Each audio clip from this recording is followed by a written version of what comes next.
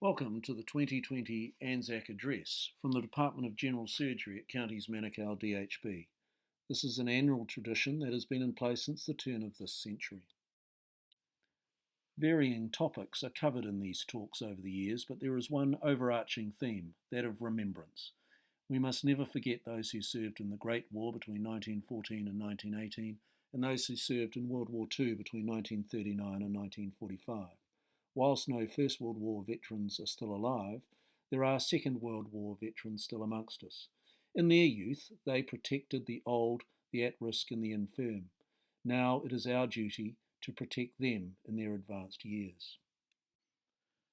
On April the 25th this year, we will again commemorate Anzac Day. It is an opportunity to pause and remember the service and sacrifice of so many over both world wars. New Zealand has done this every year since 1916, the first anniversary of the Gallipoli landings. We would normally gather at cenotaphs and memorials or observe Anzac Day parades.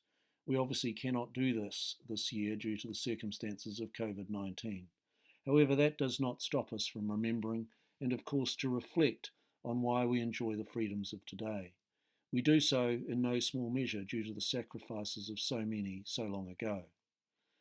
We've been asked to make sacrifices in recent weeks, and therefore we should reflect on the sacrifices made by those 300,000 or so New Zealanders who left these shores for 2 world wars, many destined never to return, nor should we forget the sacrifices of the families who farewelled those personnel so long ago.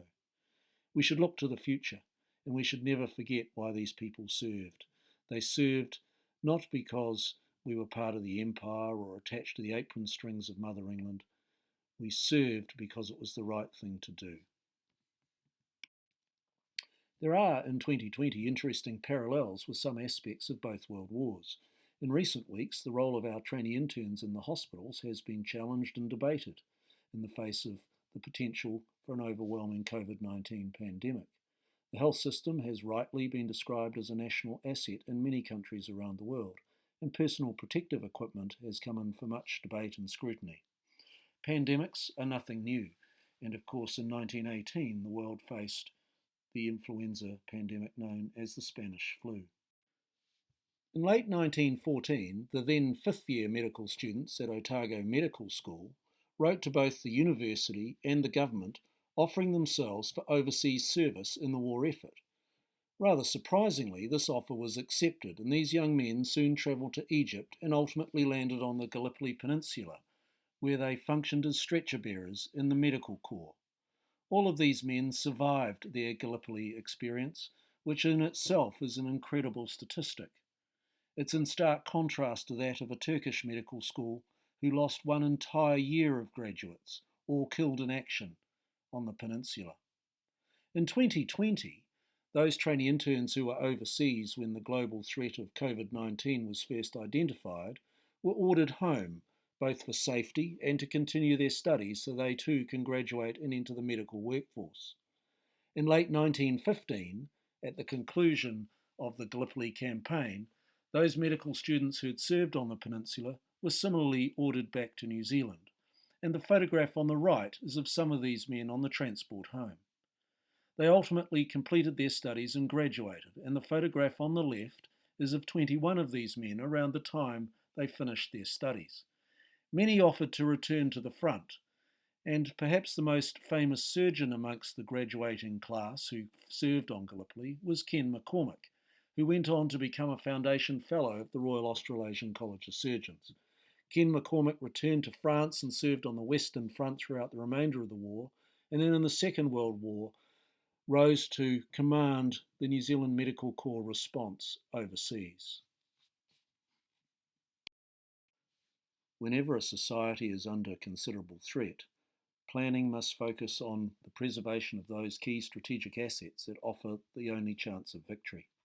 In 2020, the viral threat from COVID-19 has meant that most attention has been placed on the protection of the health system. 80 years ago, British military planners faced 2 major decisions regarding strategic assets. The first was the future and the hope for the British Expeditionary Force, that being the British Army, which were trapped on the shores of Dunkirk across the English Channel.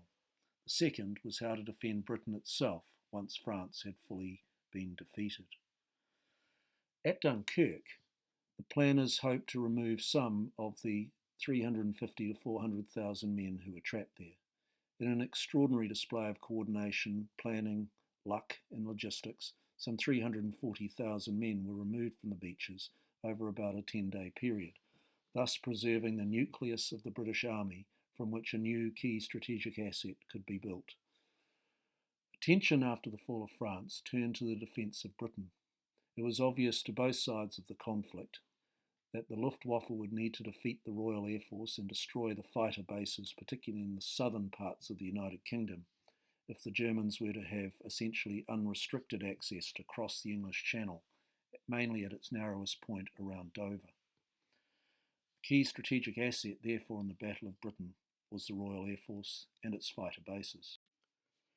Coordinating much of the defence of the expected area of greatest Luftwaffe activity was the New Zealander Sir Keith Park, who had been a soldier in the First World War and became a pioneer aviator.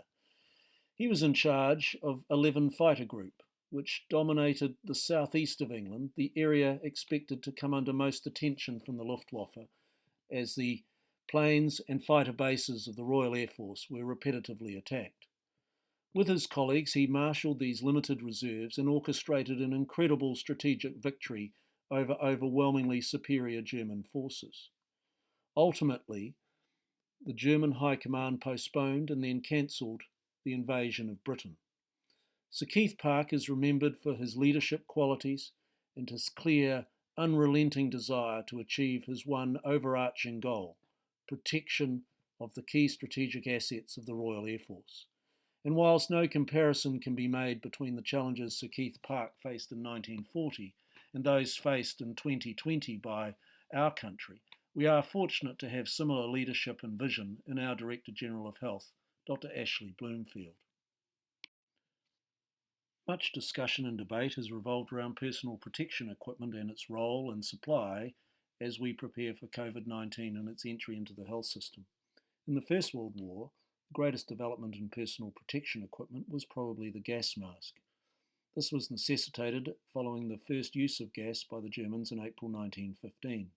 As with COVID now, the keys to treatment were rapid removal of the victim from the path of the gas and the administration of oxygen. Gas mask development went on throughout the war, and more iterations produced better and more effective respirators. However, from the earliest days, one thing was clear. If the gas mask was inadequately worn, it offered no protection at all. Also, perhaps of relevance today, was recognition that inappropriate use of a gas mask not only risked wasting valuable kit, but also impeded the performance of the soldier in their duties. There were no bulletproof vests in the First World War, and many died, of course, as a result of gunshot and machine gun fire. But on the Western Front, the greatest cause of death was likely artillery strikes.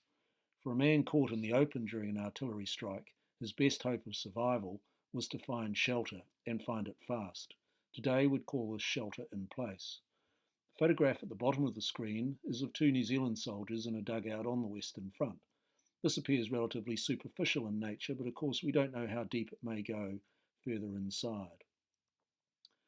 This type of dugout would offer some protection in an artillery strike, and depending on the calibre of the weaponry they were facing, it may be the difference between life and death. In 1918, the war was approaching its conclusion when a new and deadly enemy arose. This has been known ever since as the Spanish flu. It was so named because Spain, which was a neutral country in the First World War, had no press censorship, and therefore many of the early reports of this new and expanding disease appeared in the Spanish newspapers. In reality, the disease is believed to have started in a United States military camp. Irrespective of where it started, of course, it ravaged most, if not all, parts of the world, and New Zealand was not immune. Some 9,000 New Zealanders died in 2 major peaks of the disease, at the height of which the health system was rapidly overwhelmed. In 2019, the measles pandemic in New Zealand spread to Samoa with devastating consequences. Unfortunately, this was history repeating itself because at the conclusion of the First World War, ships returning from Europe came into Apia Harbour in Samoa, and the disease rapidly spread amongst the local population with devastating consequences. The parallels between these events in the First World War, the Second World War, and what we're experiencing today should be lost on none of us. So as we approach Anzac Day, let us consider the cost. In excess of 300,000 New Zealanders served overseas between 1914 and 1918, and in the Second World War a generation later. In those two conflicts, over 34,000 New Zealanders lost their lives and another 75,000 were wounded. That means greater than 1 in 3 were physically victims of the conflicts. Around 400 New Zealanders were captured in the First World War and a much greater number in the Second. Irrespective of physical injury or not, it is likely that most, if not all, who served were affected in one way or another, and terms such as shell shock have entered our common language ever since. It is appropriate, therefore, in 2020 to reflect on some of our colleagues in beleaguered health systems overseas, where we have seen the psychological effects of caring for COVID-19 patients in an overwhelmed health system. New Zealand had the second highest casualty rates of any allied nation in the First World War and the highest in the Second World War. And it is a great credit to our leaders and planners that we have not suffered a similar fate in the face of COVID-19. Therefore, let us always remember those who served and those who continue to serve this nation, lest we forget.